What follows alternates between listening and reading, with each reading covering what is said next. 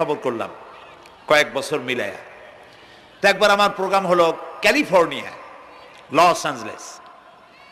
এখানে আমার 3 দিন প্রোগ্রাম। তারা একটা দিন আমাকে রাখলো সাইট সিন দেখার জন্য। আমাকে নিয়ে গেল লস অ্যাঞ্জেলেস থেকে সান দিয়েগো। সান দিয়েগো হচ্ছে প্যাসিফিক ওশানের পাশে। এইখানে আছে সি ওয়ার্ল্ড, অর্থাৎ সমুদ্রের মধ্যে যা কিছু আছে তা তারা সেখানে উঠায় রাখছে। বিশাল জায়গা, দেখতে অন্তত 4 দিন লাগে পুরা এলাকা দেখতে।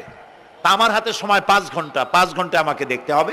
আমি বললাম গুরুত্বপূর্ণ জিনিসগুলি আমারে দেখাও। তো নিয়ে গেল।